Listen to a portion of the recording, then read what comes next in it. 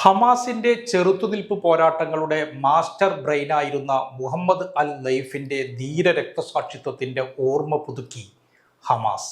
2024 July 13 Israeli വ്യോമാക്രമണത്തിൽ Muhammad life രക്തസാക്ഷിയായത്. ദീർഘകാലം ഹമാസിന്റെ സായുധ വിഭാഗമായ അൽ ഖസാം ബ്രിഗേഡിന്റെ കമാൻഡർ ആയിരുന്നു ലൈഫ്. പലസ്തീൻ ചെറുത്തുനിൽപ്പ് പ്രസ്ഥാനത്തിൽ അദ്ദേഹം ചെലുത്തിയിരുന്ന സ്വാധീനം അത്യുജ്വലമായിരുന്നു.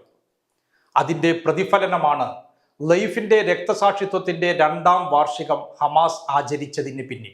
2 പതിറ്റാണ്ടിലേറെയായി അൽ ഖസാം ബ്രിഗേഡുകളെ വളരെ സംഘടിതമായ ഒരു സൈനിക ശക്തിയാക്കി മാറ്റിയതിനു പിന്നിലെ ലൈഫിന്റെ അതുല്യമായ സംഭാവനകളെ ഹമാസ് ആദരപൂർവ്വം അനുസ്മരിച്ചു. ഗസയിൽ ഇസ്രായേൽ നടത്തുന്ന യുദ്ധത്തിനിടയിലും ലൈഫിന്റെ പൈതൃകം ചെറുത്തുനിൽപ്പിന് പ്രചോദനം നൽകുന്നുണ്ടെന്ന് ഹമാസ് പറഞ്ഞു. 2024 ജൂലൈ 13 ഇസ്രായേലി വ്യോമാക്രമണത്തിൽ ലൈഫ് കൊല്ലപ്പെട്ടെങ്കിലും 2025 ജനുവരി 30 വരെ ഹമാസ് അദ്ദേഹത്തിന്റെ രക്തസാക്ഷിത്വം ഔദ്യോഗികമായി പ്രഖ്യാപിച്ചിരുന്നില്ല. സുരക്ഷാ സൈനിക പരിഗണനകൾ കാരണമാണ് കാലതാമസം ഉണ്ടായതെന്നാണ് അന്ന് പ്രസ്താവിച്ചത്.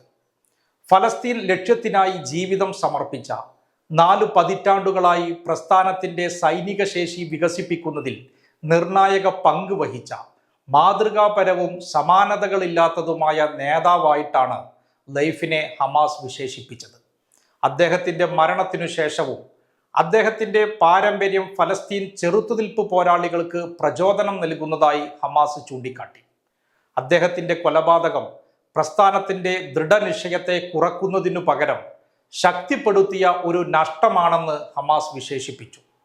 മുഹമ്മദ് ലൈഫ് എന്ന നാമത്തിൽ പരക്കെ അറിയപ്പെടുന്ന മുഹമ്മദ് ദിയാബ് ഇബ്രാഹിം അൽ മസ്രി 1948 നക്ബയിൽ കുടുംബം നാടുകടത്തപ്പെട്ടതിനെ തുടർന്ന് 1965 ഖാൻ യൂനസിലെ ഒരു ഫലസ്തീൻ അഭയാർത്ഥി കുടുംബത്തിലാണ് ജനിച്ചത്. ഗസയിലെ ഇസ്ലാമിക് യൂണിവേഴ്സിറ്റിയിൽ ശാസ്ത്രം പഠിക്കുമ്പോൾ ഹമാസിൽ ചേരുന്നതിന് മുമ്പ് 1989 1ാം ഇൻതിഫാദയിൽ അദ്ദേഹം വിദ്യാർത്ഥി രംഗത്തും മത ജീവകാരുണ്യ പ്രവർത്തനങ്ങളിലും സജീവമായി. അതേ വർഷം തന്നെ ഇസ്രായേലി അധിനിവേശ സേന അദ്ദേഹത്തെ അറസ്റ്റ് ചെയ്യുകയും വിചാരണ കൂടാതെ ഏകദേശം 18 മാസം തടങ്കലിൽ വെക്കുകയും ചെയ്തു.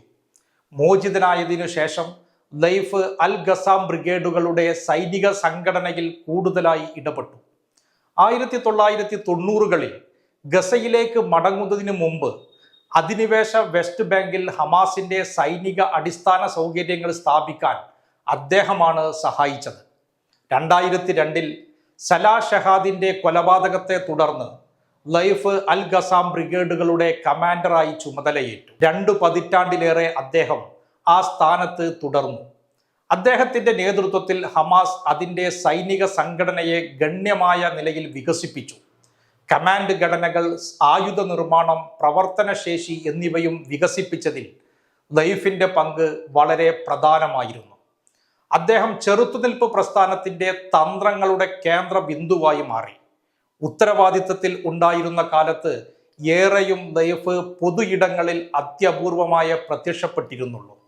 അദ്ദേഹത്തിന്റെ വളരെ കുറച്ച് ചിത്രങ്ങൾ മാത്രമേ പുറത്തു വന്നിട്ടുള്ളൂ. വർഷങ്ങളോളം ഓഡിയോ സന്ദേശങ്ങളിലൂടെയോ അവ്യക്തമായ വീഡിയോ റെക്കോർഡിങ്ങുകളിലൂടെയോ മാത്രമാണ് അദ്ദേഹം പ്രത്യക്ഷപ്പെട്ടത്. ഫലസ്തീൻ ചെറുത്തുനിൽപ്പിലെ ഏറ്റവും പിടികിട്ടാത്ത വ്യക്തികളിൽ ഒരാളായി അദ്ദേഹം അറിയപ്പെട്ടു. ഇസ്രായേലി ഇന്റലിജൻസിന്റെ ഏറ്റവും മുൻഗണനാ ലക്ഷ്യങ്ങളിൽ ഒരാളായിരുന്നു ലൈഫ്.